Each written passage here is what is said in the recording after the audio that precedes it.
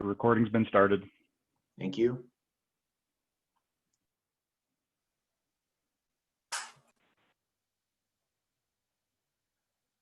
Thanks everyone for coming. We are now on the record in docket number CC 2020 OGR 01001. This is the time set for the continuance of the spacing hearing in the matter of the application of Snake River Oil and Gas LLC for spacing order consisting of the southeast quarter of section 10, the southwest quarter of section 11, the northwest quarter of section 14, and northeast quarter of section 15, township 8 north, range 5 west, Boise Meridian, Fayette County, Idaho. My name is Mick Thomas. I'm the Oil and Gas and Minerals and Public Trust Administrator and the presiding officer for this hearing. Pursuant to Idaho Code 47328 3D and IDAPA 0411011561, this hearing was continued to gain further evidence. We are here to receive specific evidence and testimony regarding Snake River's application for a spacing order. The evidence presented today is going to be restricted to the following. Evidence clarifying the top, bottom, and thickness of the sand be addressed toward a comprehensive assessment of the pool, which may be supported with reference to the structural map and subsea depths. Evidence regarding where that minus 1289 feet subsea preparation would drain in relation to the pool could be addressed through a new map specifically addressing this question. And 3, evidence addressing what percentage of hydrocarbons are below the transition line of the water-gas contact. This evidence will help me to determine whether stand B is completely separate from any other zone in the same structure, whether the 300-acre area spacing unit encompasses the maximum area that can be efficiently and economically drained, or whether additional spacing units from Sand B should also be proposed in accordance with Idaho Code 47318.5. There's a little bit of housekeeping. As many of you know, the COVID-19 response has changed some of the typical aspects of a hearing of this type. This hearing is virtual via Zoom, as authorized by IDAPA 0411011552, and is being recorded in Zoom as required by IDAPA 0411011651. We also have a backup recording device recording this hearing. Folks, please mute your microphones until you're called on. Please speak loudly and clearly when it is your turn. If there is a disturbance, you'll be reminded to mute your microphone. If the disturbance continues, you may be muted and or disconnected. For those of you following this remotely, this hearing is being broadcast via Facebook Live. Please visit our website at ogcc.idaho.gov and click on the Watch Hearing on Facebook Live link. Because this is a continuance pertaining to a specific technical information, there will not be a public testimony period.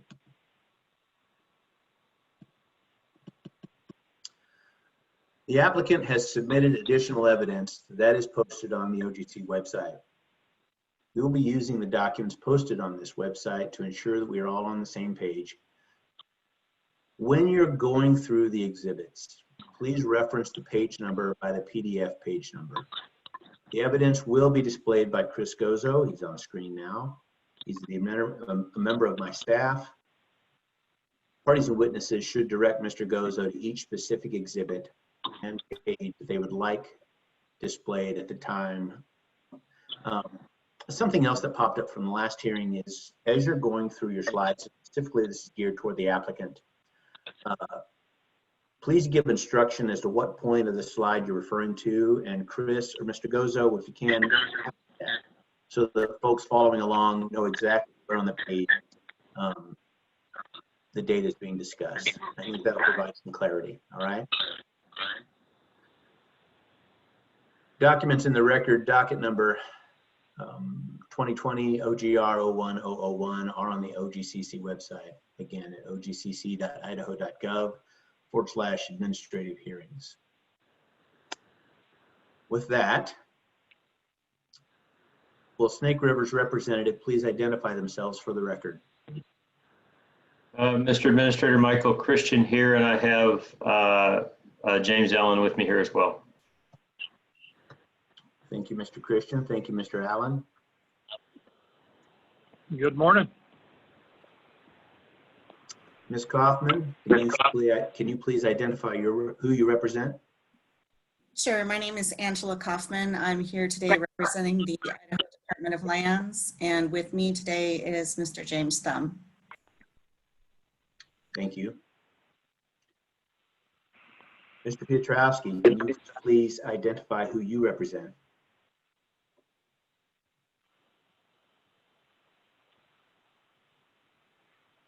Thank you, sir. I'm here representing Judith and Jimmy Hicks, Karen Altman, Alan and Glenda Grace, Shady River LLC, Carrie Grant, Shannon Benedict, Donald and Phyllis Gruelle, Sharon Simmons, Lowell and Geraldine Davis, James and Beverly Smith, Dana Harris, and Citizens Allied for Integrity and Accountability. Thank you, Mr. Piotrowski. Ms. Bonnie, can you please identify who you represent?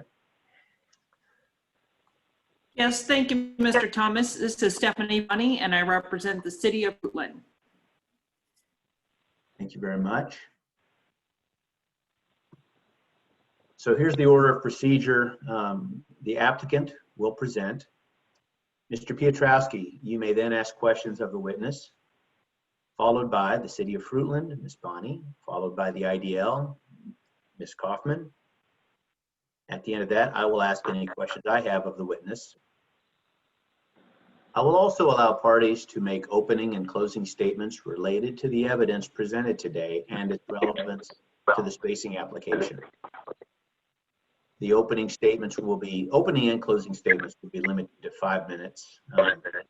All of you all have historically been well within that, so I'm not concerned.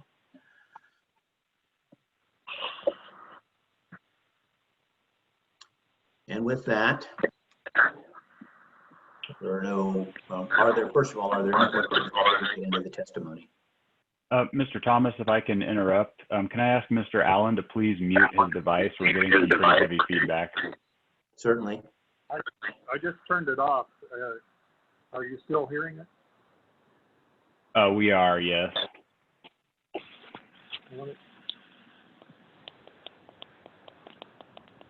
How is that? It's still I've got my iPhone on, which is the Zoom, where I'm doing the Zoom, and I've turned the speakers off on the other one. Let's see if there a microphone. Nope. If you're using the iPhone to call in, you can mute that device from the keypad. Mute the computer device or the phone connection. Okay.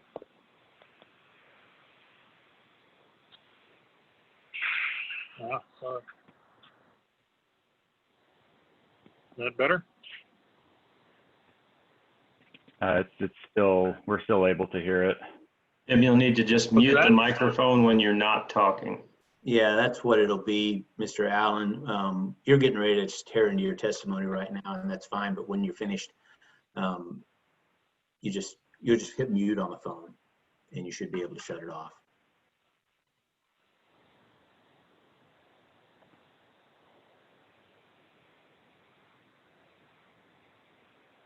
Anyway, I think it's manageable. Thanks, Chris. Keep an eye on that. Okay. Sure, and I am able to manually mute as well afterwards. Yeah. So. Okay, thank you. No additional questions. We're going to go ahead and start the testimony. Snake River, the applicant may call your first witness. Thank you, Administrator. I will call James Allen. Mr. Allen? Yes. This is James Allen. If you want me to go through my introduction to personal, I can do that. Tell me what you'd like to do, or shall I start directly on the evidence? Mr. Allen, you made a very good introduction in the last hearing. I'm assuming everything's the same. You're welcome to start in with your evidence. I would like, I think Chris is getting on this now, if we can pull it up on screen. Yep, I'll go ahead and get that shared. Thank you. And for the record, Administrator and Mr. Allen, I think what we're pulling up is Exhibit SR 12, which has previously been submitted by the applicant. Thank you, Mr. Christian. Good. And it begins on page 5 of the PDF. Jim, first, can you tell us if you're familiar with Exhibit SR 12? Yes, And did you prepare it? I prepared these exhibits Okay, to can you? address the inconsistencies pointed out by Mr. Thomas. And I would like to say there's a slight mistake on my part. Mr. Allen, I'm going to swear or affirm you in first, okay? Okay, All right, I apologize for that. Thank you. Do you swear or affirm that the testimony you will give at this hearing is the truth, the whole truth, and nothing but the truth? I swear and affirm. Thank you, Mr. Allen. Now you may proceed. Jim, I think go ahead. When Mr. Thomas pointed out some inconsistencies, I went back to check and found indeed there were inconsistencies, and this is completely an error on my part. It's caused because I failed to, I knew what the answer was, so I failed to check the maps. And so what I would like to do today is first go through the errors to illustrate them so everybody understands what the errors were. I'm going to then show you why I made the statement I knew what the answer was, why we knew where the placement of the intersection of the top of the B sand in the Fallon well intersected the base of the B sand, why that line is drawn where it is, and why that is well known. And then I will show you the error that I made and illustrate the correction of that error so that everybody understands exactly what the maps should have been. And then I will finally present the corrected maps at the end. So with that, I can get started. If we can move to the next exhibit. Mr. Goza, just for clarification, I think you're on slide 5 of what was a PowerPoint, and I had been referencing page 5 of the PDF, which I think is slide 1.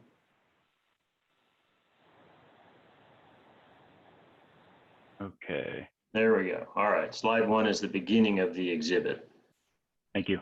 And I think what, Mr. Allen, what you just went through in discussing this, is that basically what's set forth on slide 1? That's correct. Okay, proceed. And then if we go to the next slide,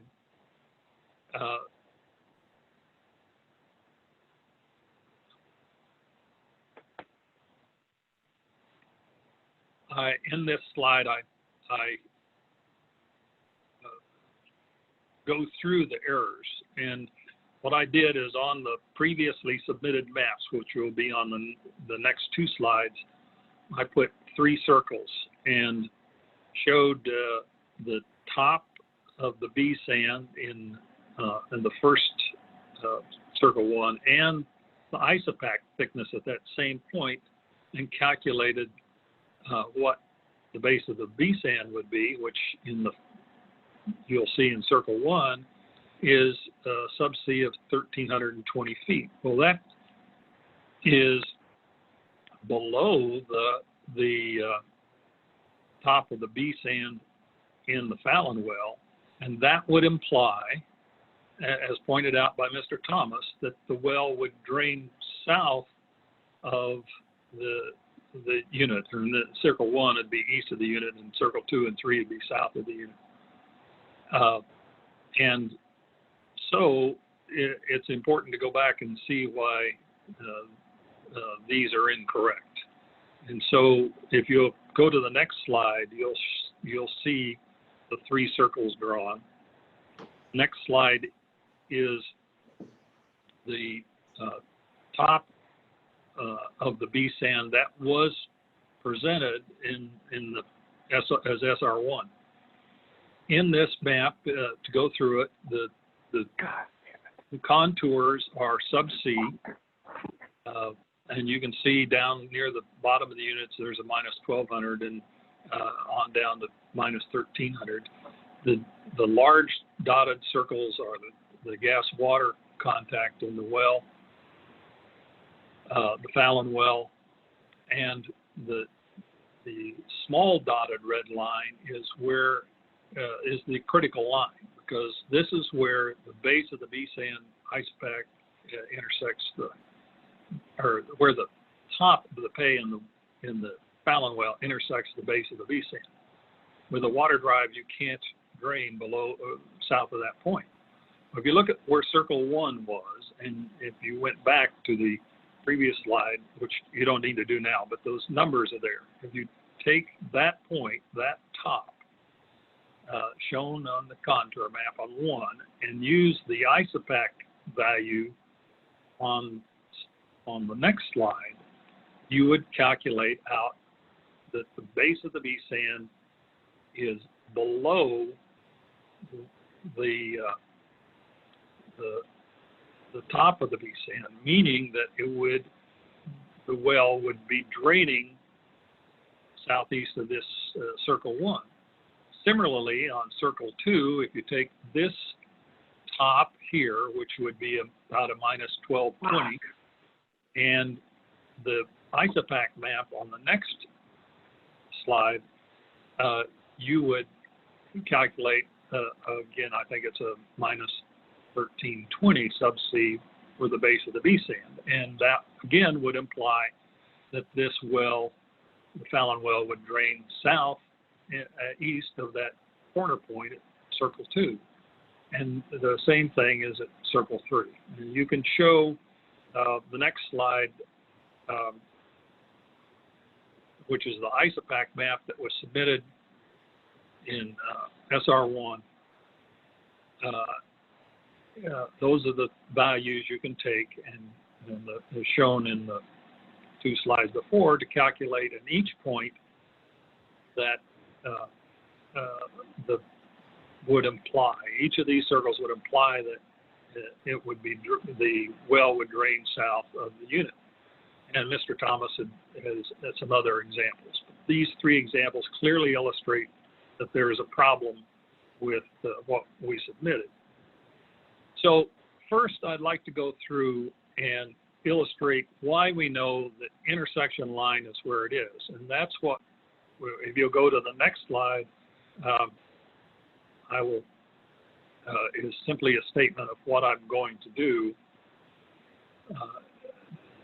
to establish the location of this critical line. And the next slide shows a map. Now this map is actually a slice. It's through the seismic data at the depth of -1289. That -1289 is the top of the B sand, and that's critical. If you look on the seismic line to the right, you can see the location of the Fallon well, and its borehole is designated by a red line that goes southeast. The seismic line also indicates where the unit boundary is. If you take that top at the Fallon well at -1289 and make it that depth slice, which is shown as the green horizontal line, it intersects the red marker, which is the base of the pay in the well, and the base of the B sand as it goes up dip. The blue line, or blue circle, shows the intersection of that base of the sand with the depth slice at 1289, or the top of the B sand. And if you look on the horizontal seismic time, that blue circle shows that intersection. What you're looking at is on the map, wherever the depth slice intersects that red marker, which is the top of the, or the base of the B sand, it shows up as a little red box on the map.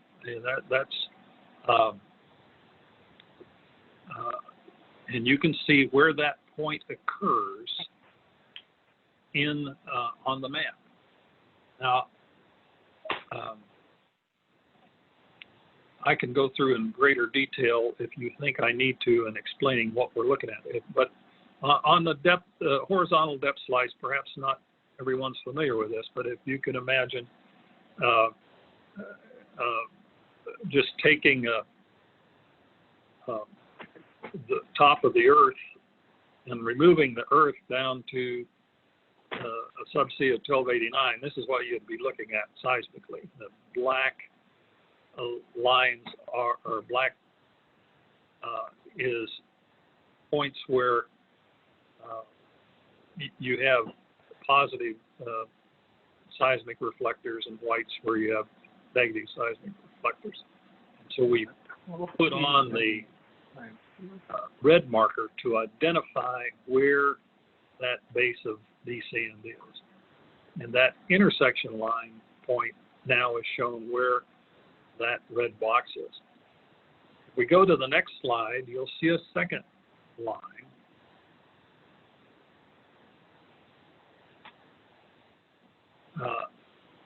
As shown on the map, which is kind of at the center of the line of red boxes. This is the arbitrary line B that's shown on the map. And again, that depth slice at 1289 on the seismic line intersects base of the B sand at the point where the blue circle is. That same blue circle is shown on the map. And so we know now we've established, you can see where line A and B are. At those 2 points, we've already established where that intersection line is on the map.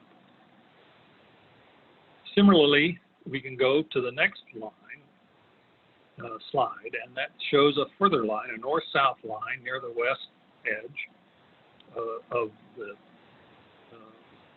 it's near the center of the 300-acre unit, but near the west edge of the intersection line. And again, the blue circle on the seismic line shows the location of where that depth slice intersects the base of the B sand, and that same blue circle is shown on the map. So from those 3 points, we've got a general idea of where this line goes on the map. And no matter what mistakes I made or anybody makes, or what velocity errors were used in constructing the depth maps, the location of this intersection line is solid. That's the one thing we know. Our conversion of seismic times to depths are interpretable, but this point is solid. I should point out perhaps that to everyone that seismic is recorded in time. That is, if you can imagine, you've seen the vibrator trucks probably when they were out working.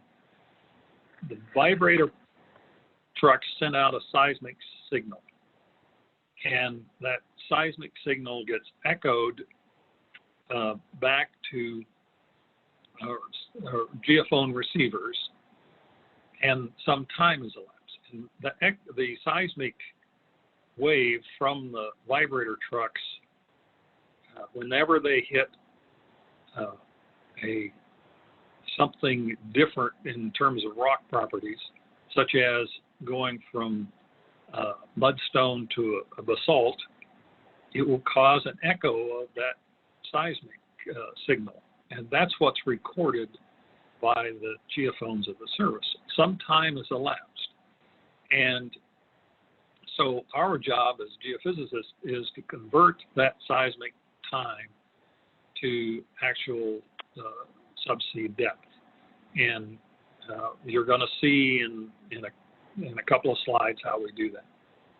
Now let's go on. I drew another arbitrary line D that goes right down that intersection line, and that's shown on the next slide.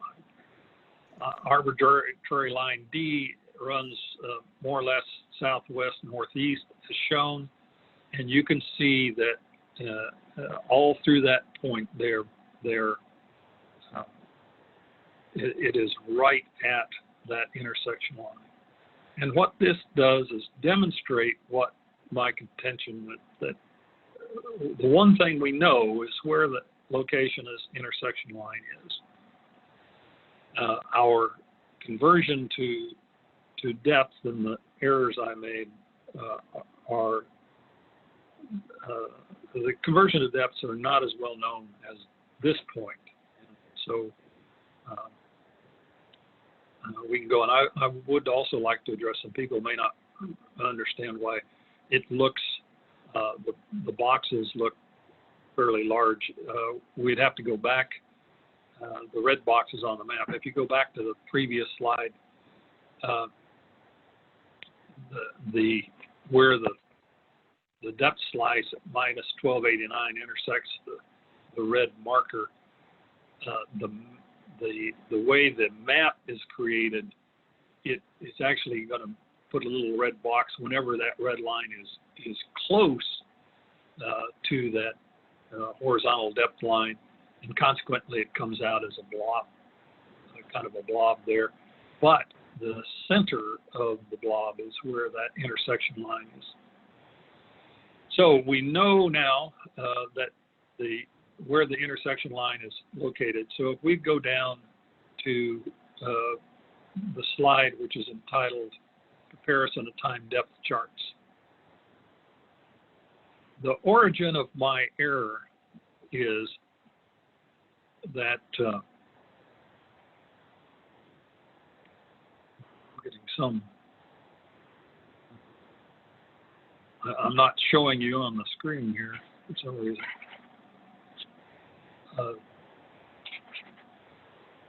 The comparison of time depth charts, what my error was, I used the time depth chart, that is the conversion of the seismic times to depths, from the Barlow 114 well instead of that from the Fallon 110 well. And that's completely my error. I should have used the Fallon 110, and if I would have checked my work, I would have realized I'd used the wrong one. But in this, the comparison shows at the three circles. If you look on the right, where it says Circle 1, and below Circle 1 it has the top of BSAN time, followed by, which is 1.167 seconds. And if I use the Barlow PD chart, I would come up with minus 1250, and the Fallon, I'd use a minus 12, I'd come up with minus 1225. But if we look at the base of the sand time, which is 1.182, we get, with the Barlow, a minus 1308, which would put us below the critical minus 1289 depth. If you look, however, if we use the Fallon TD chart, the subsea depth is minus 1270, which is above the critical time. And you can follow that similarly on circle 2 and circle 3, where we get the incorrect base of B using the Barlow, but the corrected ones using the Fallon. And Jim, I want to stop you for a second. This is Mike Christian. I wanted to ask you a couple of clarifying questions. Sure. First, Mr. Gazzo, I think there was a late phone call-in participant who I don't think is muted that we're hearing occasionally. And if that person could either mute, or Mr. Gazzo, if you could mute him, that would be helpful. You're talking about the 912 Yes. There's 5014. Yes, I believe that's it. Who is that? Who's called in on that number? Mr. Thomas, this is James Thumb. I'm having an unstable internet connection, so I right. dialed in. Oh. I thought it was muted, but I guess it wasn't. Okay. Thank you, Thanks, James. Mr. Allen, back to you. Just for clarification, can you explain the process of converting time to depth, what goes into it, and why the time depth chart that you have developed for the Fallon 110 well would be different from that for the Barlow 114 well? yeah, it turns out, in the next slide, I'll show the process of how we construct it. But I can tell you in this case, the critical difference between the Barlow and the Fallon is that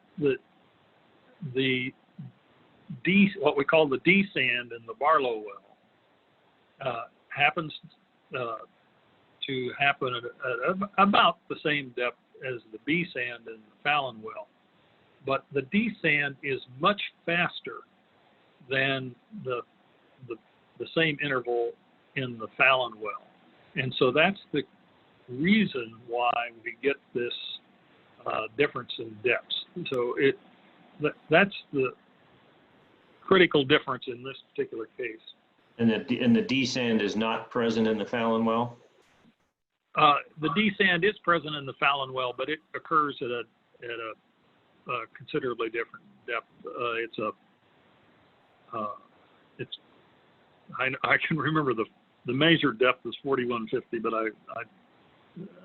I would have to go back and look at the subsea depth. It is present.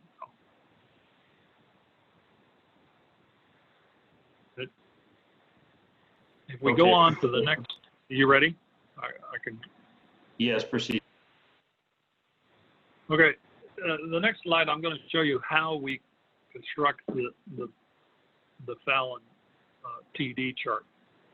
And I should explain on the seismic line here, which ties that well. There are seismic traces. Those are the recordings from the geophones from the seismic signals. And whenever a seismic signal hits a soft interface, that is, it goes from something relatively hard to something relatively soft, then you will get a diversion of the seismic trace to the left. We call that a trough. And if it goes from something relatively soft to hard, say from a mudstone to a basalt, you're going to get a kick to the right, and that we color black, and that's called a peak.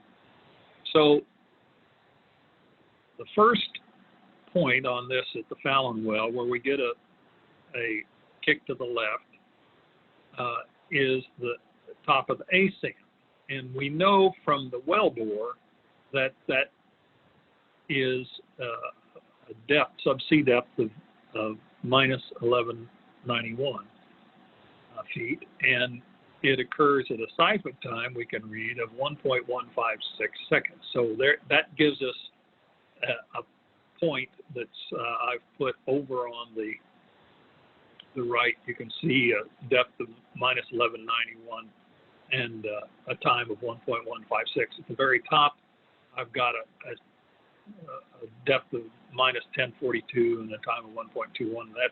That's kind of a regional top. Then the next important point is where the B sand top occurs.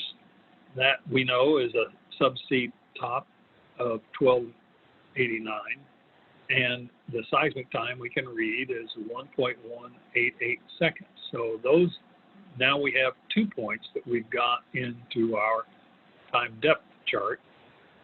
Then we also have, we can see that in this case, the gas water interface in the well.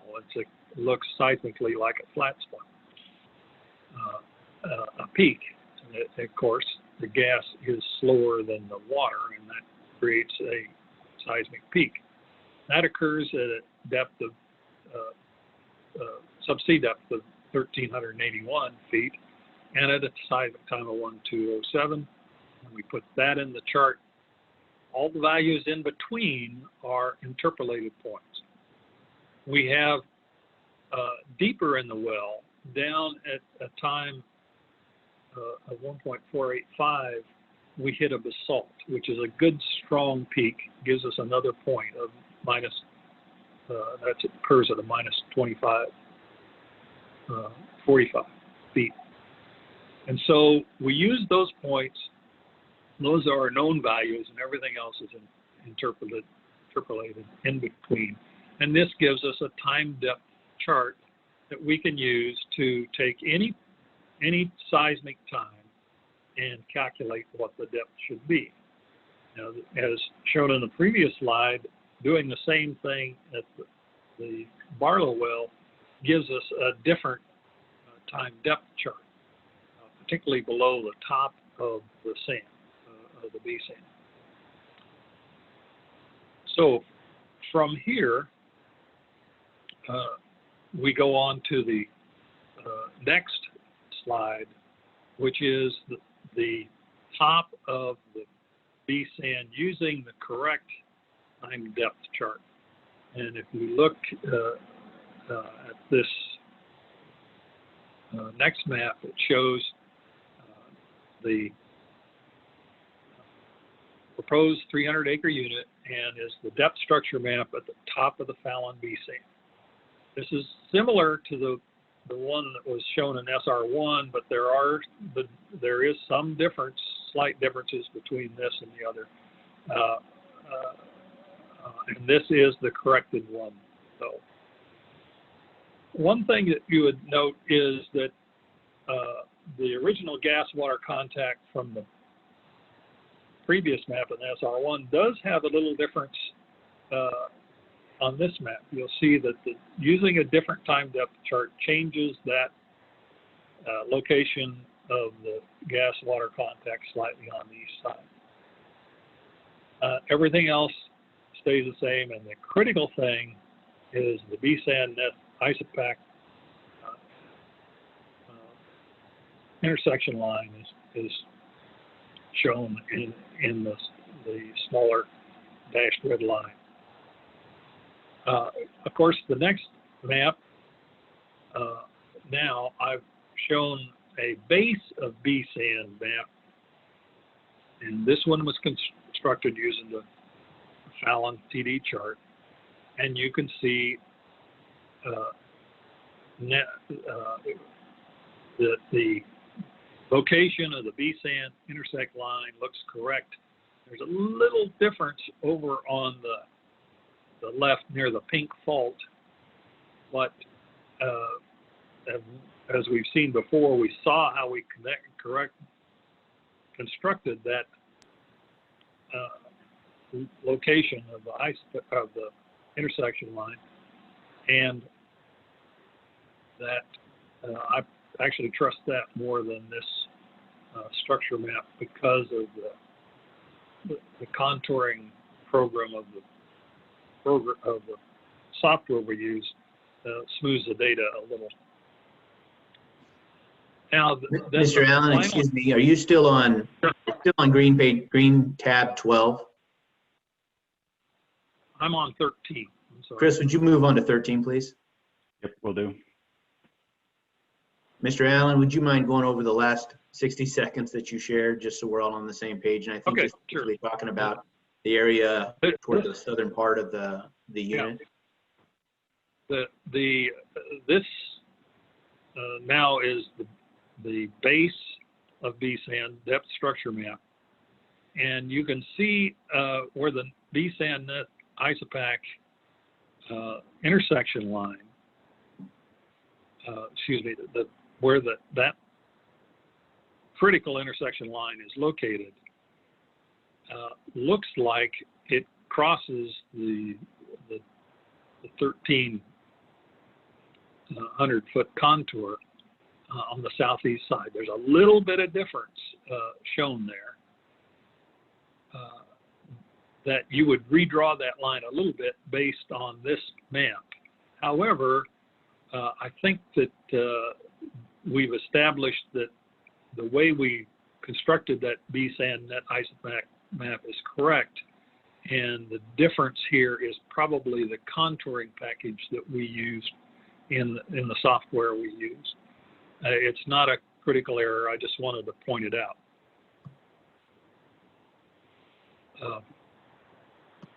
Then we can go on to the final slide in my presentation, which is the next one, the gross ISOPAC of the Fallon BSAN. And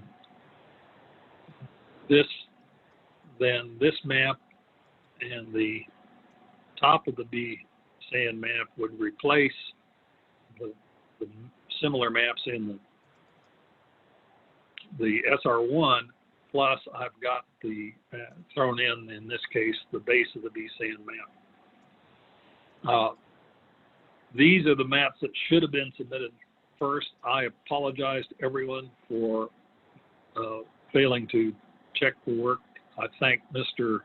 Thomas for pointing it out, and but you can see how how we have established that intersection line and why it's correct. Jim, thank you. I have a few other questions to ask you based on the administrator's order.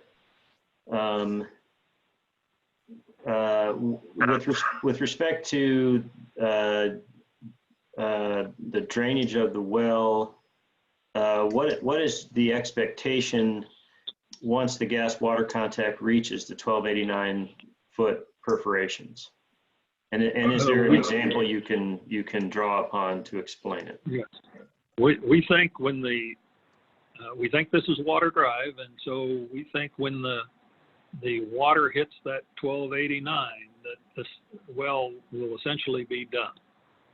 And I would point out that we have an example of a water drive well at Willow Field. It's the Kaufman 134.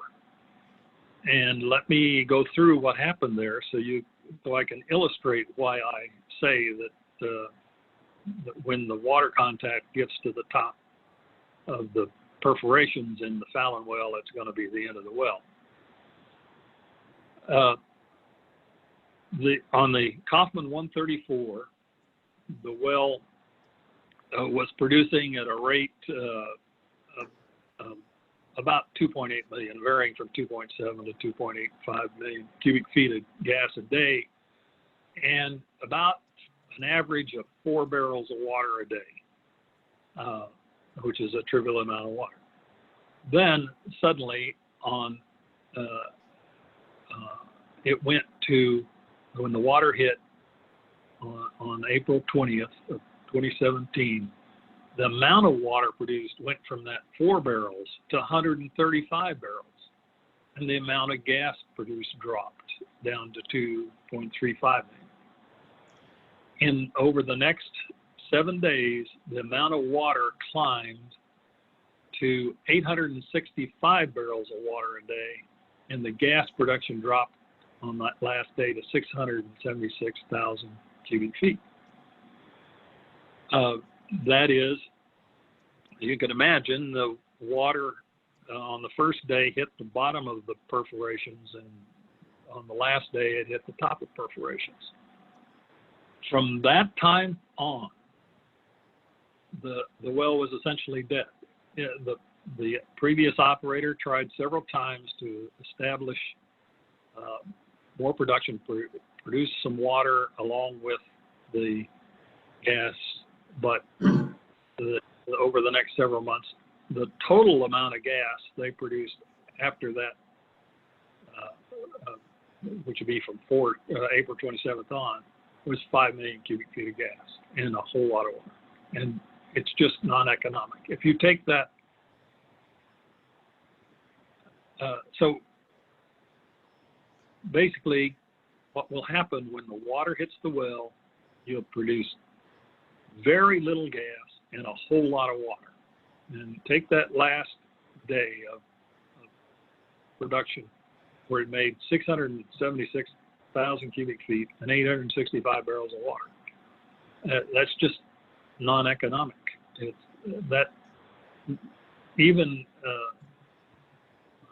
if you could produce that or get rid of that water at $1 a barrel, you still couldn't make money. And the expense of disposing of water in Idaho is much higher. So it's a practical matter. Once the water hits the top of the perfs, the well is done, if it's water dry.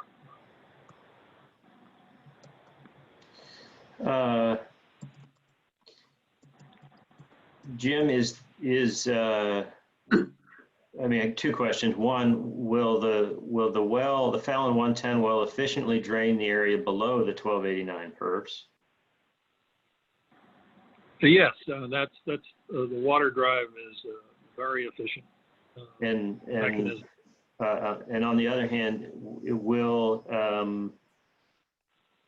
will this ultimately impact the efficient drainage of the remainder of the sand, or is there any? You mean up dip of the intersection line? Yes. No, I mean it's going to produce the area that we're showing here between the gas water contact and the intersection line, but it's not going to impact the west of the reservoir, which is southeast of this unit. Is there do we have sufficient information about the remainder of the B sand from which to conclude that any other spacing unit should be formed, or the entirety of the sand should be covered by a unit or any other configuration? Do we have sufficient? Go ahead. No, in my opinion, no. There is only one well of all the wells that are drilled in this well that has seen this B sand. It's not present in the Barlow well. It's not present in the May 113 well. It's not present in the Ore Ida well to the west, nor is it present in any of the Willow wells. We only have this one well. We have seismic evidence we've interpreted, but until we get more well control, we simply cannot be sure of exactly where this sand is in a reservoir is and how far it extends. In addition, go ahead. In addition, the seismic evidence shows that this structure is faulted, and as we have found at Willow Field, we cannot be sure whether faults are sealing or not sealing, so we don't know exactly how the reservoir, any of one of these reservoirs, whether they connect or how they connect other fault blocks. We simply need more well control before we can establish a large unit. Do we have evidence from other wells about the potential variability of the sand quality? Well, yes. I mean, the wells in Willow Field vary. There's a well that we drilled. It's called the Smoke Ranch well, which found a sand which was very nicely developed elsewhere, but in that well, even though it had gas in it, it was too tight to produce. So the sand may be present, but we do not know without further well control what the quality of the sand is, even though we might be able to map it seismically. I think that's all the questions I have for you. Okay. Thank you, Mr. Allen. In keeping with what I promised everyone, I'm going to allow Mr. Piotrowski to ask any questions of the witness at this time. Thank you, Mr. Thomas. Mr. Allen, I want to make sure I understand this. Sure. The gas water contact line is believed to be at a depth of minus 1381 sub C. Is that Right. correct? Correct. Okay.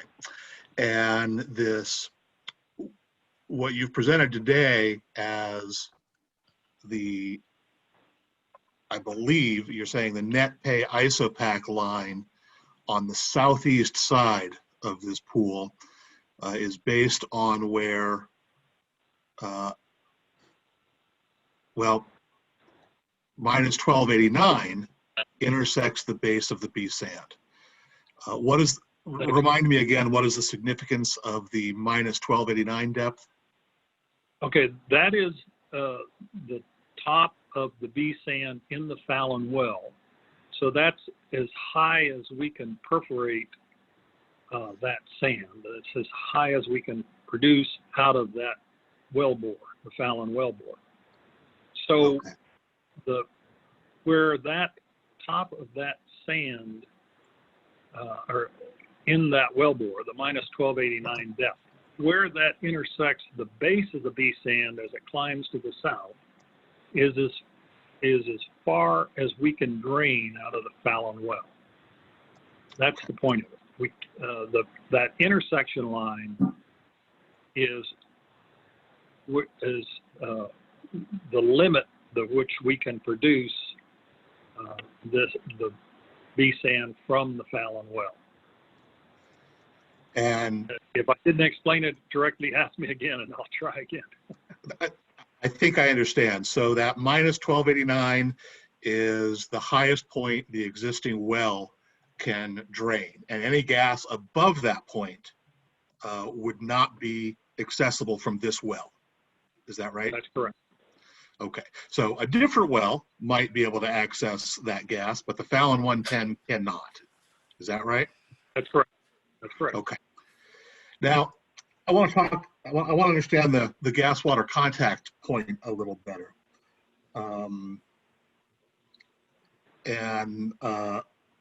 Once again, just displaying my ignorance of geology, you know, if I set a glass of water on the table and then I pour a less dense, you know, I pour oil into it, eventually I will end up with a very clear boundary between oil and water. However, if I then shake that glass up, my boundary becomes far less clear.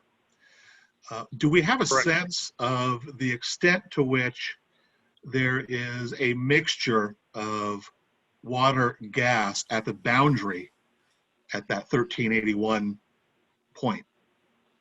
Is it a hard line? Is it a broad line between water and gas? How would you explain it? Well, we consider it a hard line because geologically it's been sitting there for a million years, and so it's had a chance to separate the gas from the water. Now, naturally, anytime you'll have some mixture at the intersection, but it's not going to extend over a very great distance, and and in terms of gas production, it's negligible. Oh, when you say not extend over a very great distance, what, I mean, what to you is a very great distance or not? Well, I can't imagine it extending over more than a few feet. Okay. Now, the ISOPAC line is based on the ability to economically recover these hydrocarbons. And is the ISOPAC line, other than on the southeast corner, on the southeast side, where it's based on the intersection with the base of the sand, is the northern boundary of the ISOPAC set at the gas water contact line? Yes, it is. Okay. And is it actually going to be possible to extract, literally all of the hydrocarbons above the minus 1381 foot line? Yeah, we expect to get everything from the top of the purse down to that gas water contact. Yes. What happens when you produce a well is the gas water contact actually moves up in the reservoir. If you can imagine, where you've got your glass that you talked about, and you got oil. As you take oil out of the top, if you've got pressure from below, more gas, it'll move that oil water contact in your glass up. Now, in your previous, in a declaration that you provided in support of this application when it was first filed, you made the point that the economic limit of production occurs when the daily cost of disposing the produced fresh water exceeds the value of the hydrocarbons produced daily. Correct. So is the ISOPAC line that is arguably supporting the proposed 300-acre unit, is that based on the gas water contact line, or is it based on the economics of production? It's based on the point where the as high as we can produce that gas out of the Fallon well. Now, I made the point about the Kaufman well because there is a little gas that might be produced above that line if you could dispose of the water. But using that Fallon well as an example, what they produced, I calculated out the area that they produced after that water hit, and it produced 1 foot above that top of perforation. It's just that it is not, it's trivial. It's negligible. It's simply not, and it's an economic limit. We're talking about something practical here. You can't produce it if it costs more to extract it from the ground than it's worth. And I mean, now you're getting into economics, which, unlike geology, is my field. The economics of production, of course, are going to vary with market conditions, aren't they? True. And so if the cost of water disposal goes down here in Southwest Idaho, that will change the economics of production from this well. Is that Yes. right? And if the price of hydrocarbons changes for, within the relevant market that's receiving hydrocarbons from Southwest Idaho, that would also change the economics of production, right? It would. Right. But Now the Kaufman well, the Kaufman well you mentioned, is it typical? I mean, it sounds like that was a very sudden point at which, boy, everything was running along nicely, 2.7 to 2.8 million cubic feet per day, and then literally over the course of a week, that well essentially became non-economically productive. Is that typical? Well, I would say it's typical for rocks of this quality, these are very high porosity permeability rocks relatively. If you go to an area where they're not so porous and permeable, you might extend it a little. And let's go back to your economics question. It's going to be very difficult with the amount of water and produced versus the amount of gas produced in that Kaufman well to ever get that economic. At 686 or 676,000 cubic feet and 865 barrels of water.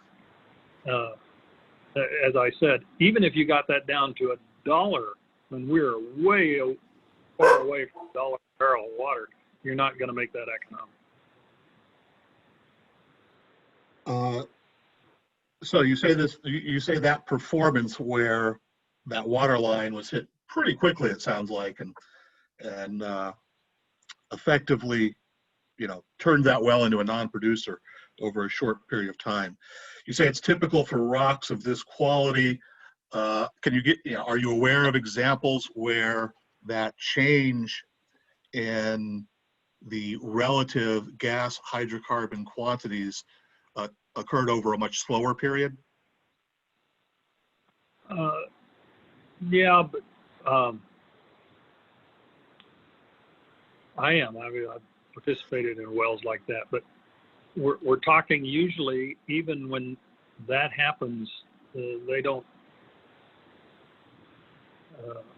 let's say instead of a week, it goes to months, but once the water hits, it becomes a point where it's no longer economic.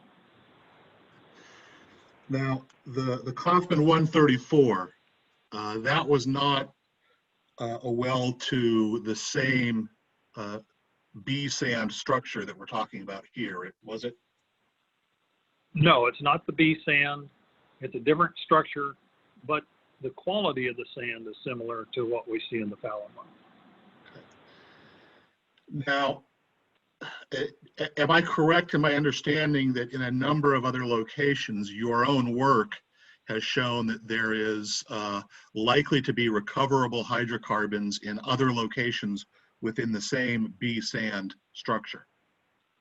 We hope so. And so we've mapped them. We think that there's room for more wells in this area. And in particular on this B sand? Pardon? And in particular, do you think there's more hydrocarbons to be recovered from this B sand than other locations? Yes. Yeah. Okay. The other, and you indicated when you were describing this southeast boundary and where you believe it should be placed, correcting the error. You said that the B sand is rising, the base of the B sand is rising in that southeast direction, right? Right. Okay.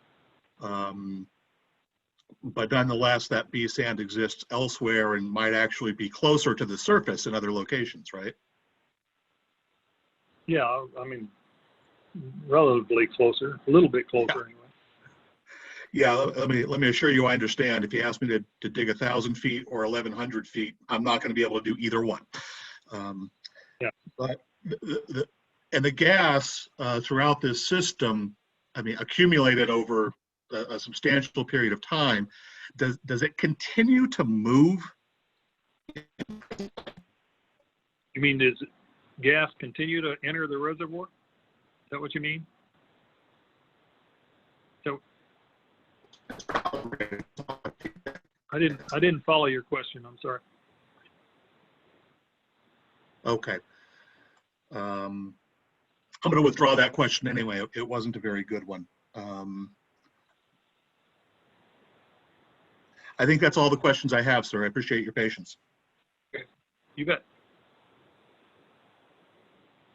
Thank you, Mr. Piotrowski, and you need to stop playing the "I'm just an attorney and not a geologist" card because you're getting smarter and smarter as you turn along. So That's very kind. yeah. Next, after Mr. Piotrowski, let's see, Miss Bonnie. I want to make sure I'm following my right list. Either way, it'll be at the department or Miss Bonnie. So let's go to Miss Bonnie. I don't have any questions, sir. Okay, thank you. Ms. Kaufman, do you have any questions? No, nothing from IDL. Thank you. Actually, Mr. Thumb does have one question. Mr. Thumb, go ahead. Mr. Gozo, can you go to green slide 11, please? Yes, Mr. Thumb. Okay. Mr. Allen, in this slide, you describe how you've established where the wellbore is located on the seismic information based on the deflections of the seismic energy both to the right and to the left. And in the middle part of this slide, there is a reference that says a sand top minus 1191 feet occurs at a seismic time of 1.156 seconds. You also described that the sand top is a deflection to the left, or what is indicated as red. So there are multiple zones on here that are indicated red. Can you describe exactly how you established where on the seismic data you have made these ties? Yeah, what we can do is take,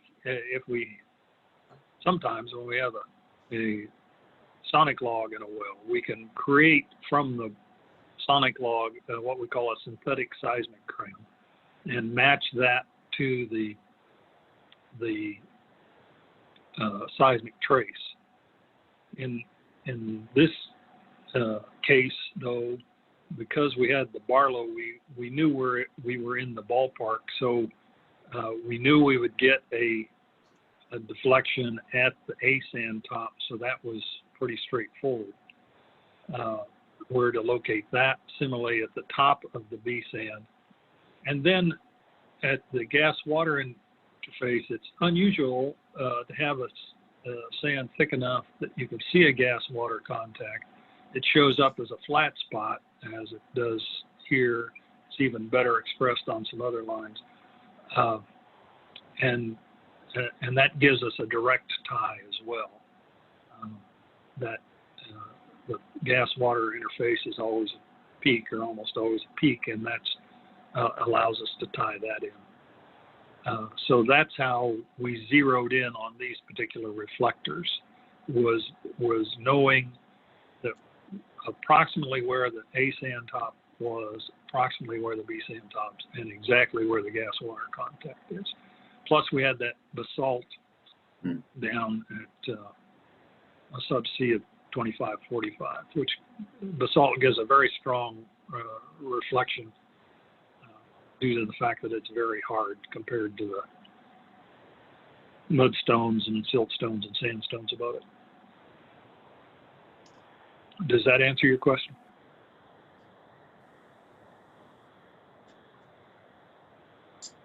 We may have, looks like you froze. I'm not hearing. Actually, no, Alan Wells. Pardon? Hang on. Can you hear me now? Good, Yeah. James. So for both the Barlow well and the Fallon wells, did you generate synthetic seismograms to tie to the seismic data, or was this just done? We did for the Barlow well because we had a sonic log. In the Fallon well, we didn't. And so the Fallon well, I did it this way, where I knew where these tops were, starting with the gas-water interface and the basalt. Plus knowing that the B sand top would create a trough and the A sand top would create a trough.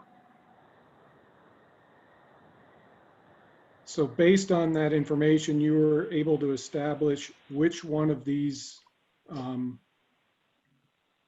red or black deflections corresponded to the B sand here. That's right.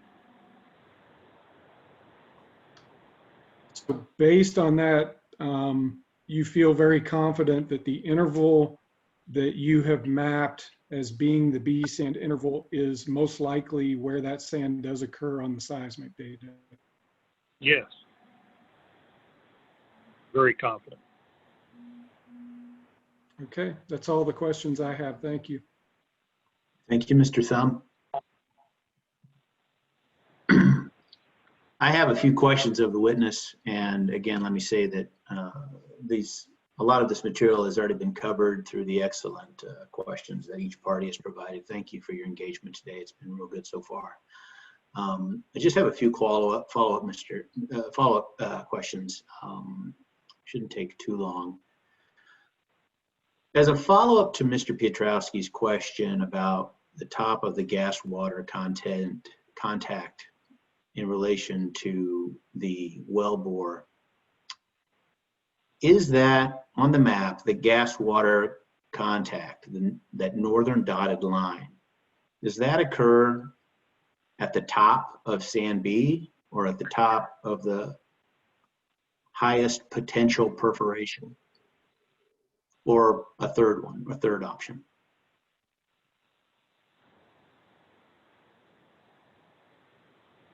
And I think we're looking at slide 12, green tab 12. Or what's the question? If you're looking at the green tab 12 and that dotted line along the top that indicates the revised gas water contact, is that along the top of the, it looks like it is, but is that along the top of the sand B, or is that simply the highest potential perforation? No, the gas water contact is that is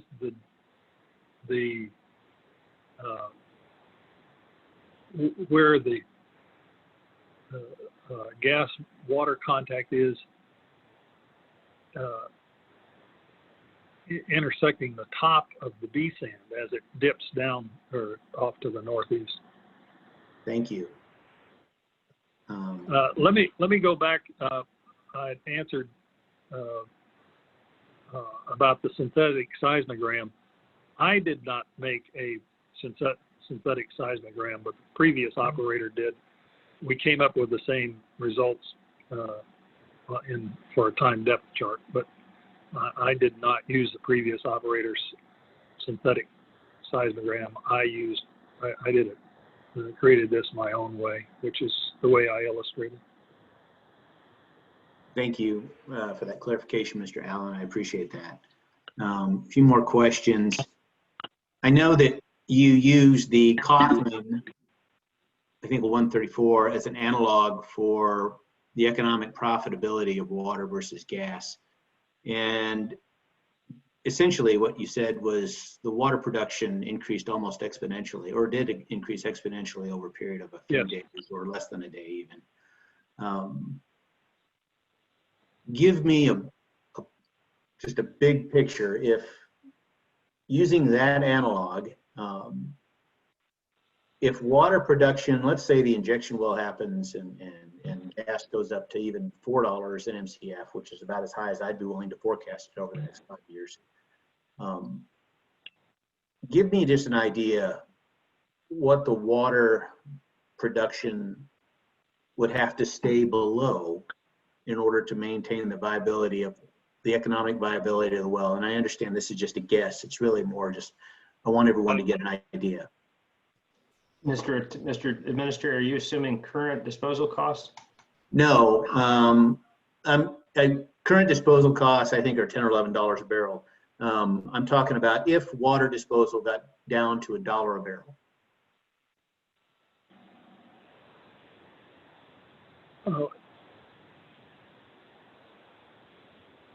I'd have to do a few calculations, but if you got it down to $1 a barrel, if the price of gas got to $4, we'd be celebrating.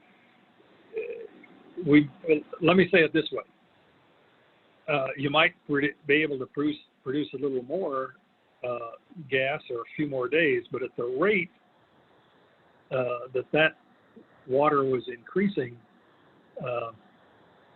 and the amount of gas eventually is going to go further down. There's still going to be a point where even at $4, you would not be producing enough gas to make it economic. And if we ever get to $4 again, I'll come Well, get you. again, yeah, I just use that as an example. My point is that it's, to clarify, you're still thinking that it's only going to be a few vertical feet of extra production. That's right. If- Yeah, even if you Okay. produce more, you're not gonna move that line. I did a little calculation. You would have to produce, in order to move that intersection line or production line down to the southeast to hit the boundary of the 300-acre unit, you'd have to produce another 16 feet above the 1289, and I just do not see that happening. And not with a water drive. Thank you, Mr. Allen. And that leads into my other question. I know that this is a wet gas, and to go back to what Mr. Piotrowski was talking about, there may be some wet gas in here, which is liquid in natural gas liquids as part of that interface between the water gas boundary. And we know the concept of, at least in a water well, in a freshwater well or actual water well, there's a little bit of a drawdown effect where if you pump it enough, you can lower that static sort of threshold, the gas water threshold. But you just said that would have to be a 16 feet in order to move that southern line. This is more hydrogeologic, but do you think that drawdown effect would be relevant here? I do not. Okay. Not in a sense that is economic. Okay, thank you very much. I've just got a few more questions.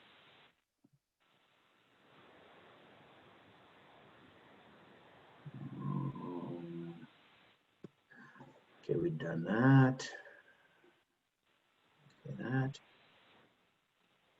You did talk about in your testimony that the southern boundary, specifically right up along that Magenta fault, if you're looking at, again, let's go to green tab slide 13, Chris. Right down there, where the lower dotted line touches that Magenta, you talked about there being a little bit of a data variance, for lack of a better word there. Right.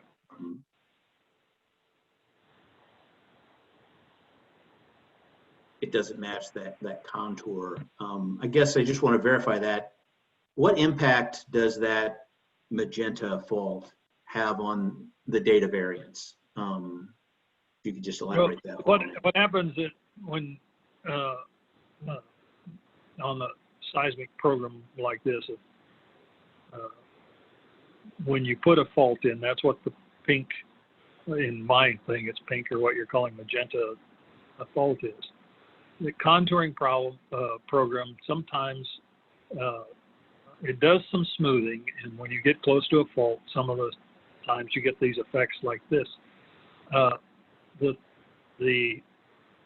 Where the contouring program is showing the minus 1,300 foot contour crossing that original intersection line that I drew, and if you were to honor that 1,300 foot contour on this map, then you would draw the western end of the intersection line a little bit differently, like I showed how you might move it slightly there. It's immaterial to the unit boundary, but at the same time, personally, I showed you how I made that intersection line, and that intersection line, I trust the intersection line is drawn more than I trust the contour line of this map. Is basically what my personal conclusion is. But you could use either one, and you'll still come up with an answer is this unit is appropriate for what this well is going to drain.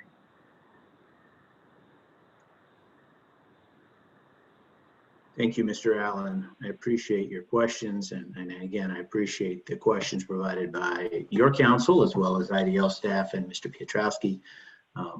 It's definitely provides some clarity.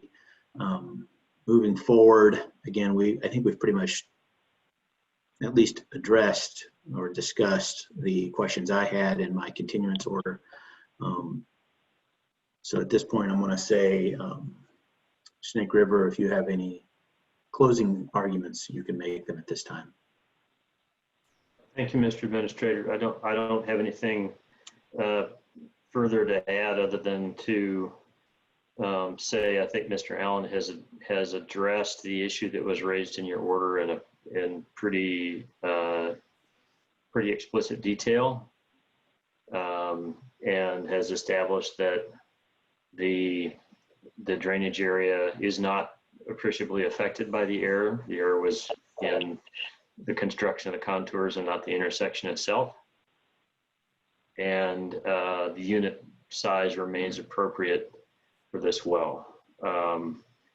We can have a much longer discussion if you want about how 47318 functions and the subject of additional units over the sand. They aren't, that subject I think is outside the scope of this application. Be happy to submit additional briefing if you like on the subject. But I don't think my position, it's still possible for you to grant this unit irrespective of what additional orders you may make with respect to the rest of the sand. Thank you, Mr. Cruz. Next up is Mr. Piotrowski. If you would like to have any closing arguments, sir. Thank you, Mr. Thomas.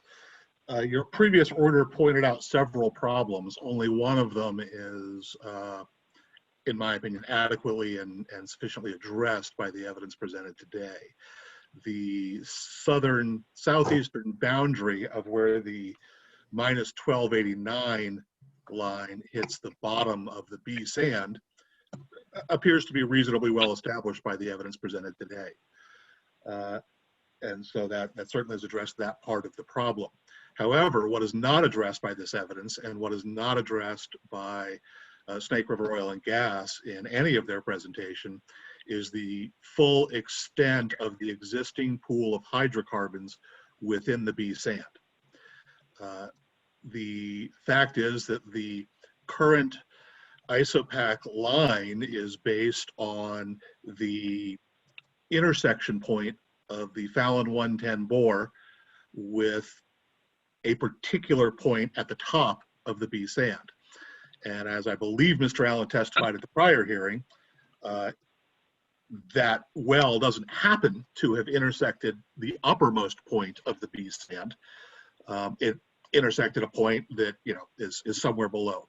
And so we know that there are hydrocarbons, that this pool of hydrocarbons is existing beyond the limits of the proposed 300-acre spacing unit. And as you correctly pointed out in your prior order of continuance, the law requires that where a pool has been identified, the department should be identifying spacing units for the entire pool. There is insufficient evidence to establish spacing units for this entire pool at this time. The burden of proof, the burden of production was upon the applicant. And in the absence of adequate evidence to define spacing units for the entire pool, the application should be denied or further continued or whatever is appropriate until you, Mr. Thomas, can do the statutory job you've been given, which is to say, define the pool or determine the extent of the pool and define spacing units for that pool. That's one of the serious problems that remains. The second serious problem that remains is that we know that, as Mr. Allen has testified, that the pool extends higher the B sand, and thus presumably the pool, extends higher to the southeast. And so an additional spacing unit in that direction is going to be necessary, but we have no evidence whatsoever of what that spacing unit should be or the extent of the pool of hydrocarbons in that particular direction. Finally, we point out a third problem, which is that the application here is not based upon the existence of a pool and the establishment of an appropriate set of spacing units for that pool. It is based instead solely on how Snake River Oil and Gas can best monetize its existing well, the Fallon 110. And that is not what the statute calls for. The statute calls for the department, the administrator, you, sir, to make the best decision available based on the extent of the pool and the most economic and efficient way to produce that pool as a whole. It is not based on the most economic way for Snake River Oil and Gas to produce that pool. They bored a well, and that's nice. It was ill-advised at the time. Now it sits there. The existence of that well does not tell us where we should put spacing units, and yet that's exactly what Snake River Oil and Gas proposes here, which is to say we want a spacing unit that will allow us to best use our existing well. And that's not consistent with the statute and is not relevant. The pool could be better, more economically and efficiently extracted with a well placed in a different location that would hit the top of the structure rather than some point below the top of the structure. Where precisely that is, we don't know, but that was the applicant's burden of proof here, which they have failed to carry. For all these reasons, the application for a spacing unit at this time should be either denied or continued until adequate evidence is available to establish the pool as a whole. Thank you. Mr. Thomas, I'd like the opportunity to reply after you get through everybody else. Of course, Mr. Christian, stand by. I'm just taking some quick notes.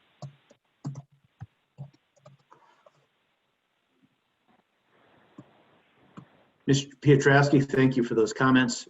Ms. Bonnie, do you have any closing statements? I do not, sir. Thank you. Ms. Kaufman, do you have any closing statements? No, we do not. Thank you very much. Okay. Mr. Christian, you may provide any rebuttal at this time. Thank you, Mr. Administrator. Mr. Piotrowski continues to describe 47318 as essentially requiring that 100% of the information about a sand, not just a pool, but a sand, must be known before a single well can be drilled and a single unit established, which is a practical impossibility. Also, the statute on its face reflects that that's not the case, because the statute provides the department a significant amount of flexibility when it speaks to a pool that has not been developed to the extent that it would be practical or reasonable to establish units over the entire pool, when it speaks to the fact that where circumstances, geologic or otherwise, exist, the department may depart from requirements about the size or shape of a unit, where it speaks to the fact that the department may establish temporary units over some portion of it, where it speaks to the fact that the pool may be divided into zones. We have circumstances here, of course. The fact that the well exists is in fact a circumstance that the department can take into account. The well was drilled when a valid spacing unit was in place. It's an investment of several $1 million that's been made and was made while a valid spacing and integration order were in place. And it would constitute waste and a violation, I think, of the applicant's rights to make them abandon the well toward the pursuit of finding the perfect well over a sand. There was already testimony from Mr. Allen that it is incorrect to equate the sand with a pool. We don't know whether the B sand is a single pool or whether it's made up of multiple pools. There's existence of faulting in this and other similar sands in the area. There's evidence of inconsistency of sand quality and continuity. And as Mr. Allen testified, the only way we're going to determine that is through further well development and further well points of control through additional wells. There was already a testimony from Mr. Allen that the drilling of this well will not impact the efficient drainage of the remainder of the B sand, that it will drain the area it will drain, which is appropriately circumscribed by this unit, and that the remainder of the sand can be developed through additional wells. I think it's important to look at subsection 5 of 47.318, which directs that the order be made to cover the lands determined or believed to be underlaid by the pool. And we don't have evidence to determine or believe that the pool extends beyond the area drainable by this well. It's certainly likely that there are additional accumulations of hydrocarbons in sand B that may be developed. But none of that prevents the granting of a spacing unit over the area that may be drained efficiently by this well, and the creation of additional spacing units over the sand in the future as more information is developed. I disagree vehemently with Mr. Piotrowski's suggestion that the statute requires you to do what he says, and suggests that you can readily grant this order. Thank you, Mr. Christian. I appreciate that. And I'll say to everyone, thank you for participating and giving testimony today. I think actually most of the people on this call probably are the equivalent to a second-year geologist right now as far as their understanding of seismic interpretation. I'll just say that. Thank you, Mr. Allen and Mr. Thumb, for your lesson on that. I will take this matter under advisement, and I will issue a written decision within 30 calendar days of this hearing. That is November, I believe, 5th of 2020. Again, thank you all today, and this adjourns our hearing. Thank you. Thank you. Chris, you can stop recording.